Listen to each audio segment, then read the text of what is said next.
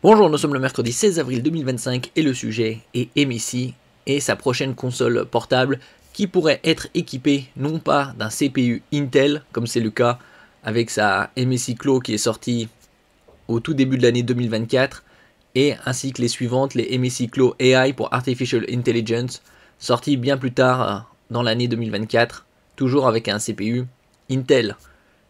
Ici, selon les rumeurs, MSI pourrait passer à des CPU AMD. MSI pourrait céder au charme d'AMD pour sa prochaine console portable.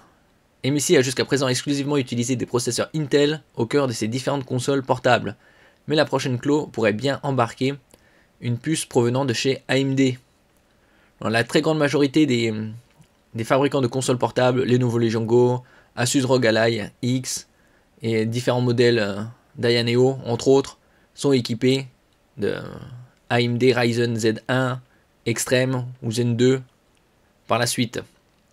MSI a en revanche fait un choix diamétralement opposé en décidant d'utiliser exclusivement un processeur Intel au cœur de ses consoles portables Claw.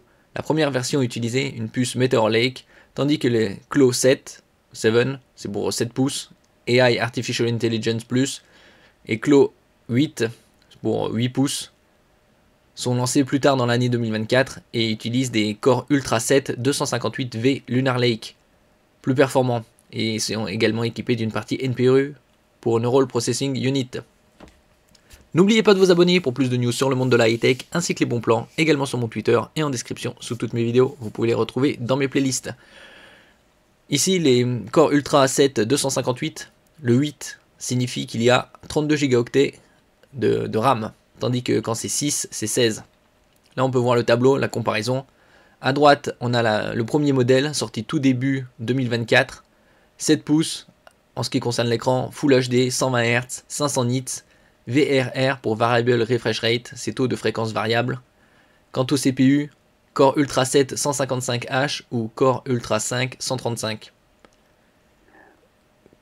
En ce qui concerne la partie iGPU, c'est-à-dire la partie graphique intégrée au CPU, c'est arc graphique avec différentes specs selon le CPU, que ce soit du Core Ultra 7 ou Ultra 5. Une connectique USB 4 Thunderbolt 4, 16 Go de LPDDR5 à 6400 MHz, 512 Go de SSD en 22-30, c'est-à-dire 22 mm de large par 30 mm de long, donc assez carré, puisque la majorité des SSD vendus dans le marché c'est des 2280. En PCI Express 4.0, le Wi-Fi 7, Bluetooth 5.4, comme par exemple ici, elle est à 600 €.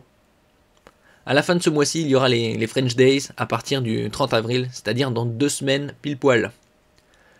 Et à gauche, on a la Claw 7 AI Plus et la 8, comme on peut le voir, la différence, c'est surtout au niveau de la taille de l'écran. 7 pouces et 8 pouces. Niveau connectique, on a 2 Thunderbolt 4, 2 fois plus de RAM, ici en LPDDR5X 8533 MHz, donc bien plus performante. Et bien évidemment, c'est bien plus onéreux, elle est dans les entours de 800 à 900 € environ. Il y a une version en 512, 1 Teraoctet, et niveau connectique sans fil, Wi-Fi 6E, Bluetooth 5.4 ou Wi-Fi 7, et également une batterie bien plus imposante. En ce qui concerne la 8, 80 Wh, comme sur la ROG Ally X qui est sortie juillet 2024. Le succès commercial de ces différents modèles ne semble toutefois pas suffisamment au rendez-vous. MSI envisagerait de changer son fusil d'épaule pour ses prochains Claw, cédant à son tour au charme d'AMD. Si cette information reste encore à confirmer, cela voudrait quand même dire que le constructeur préférait utiliser la plateforme Ryzen Z2, dévoilée au début de l'année par AMD, plus exactement un Ryzen 2 AI Extreme, doté d'un NPU pour Neural Processing Unit intégré, plutôt qu'un processeur Intel Panther Lake attendu pour le second trimestre 2025.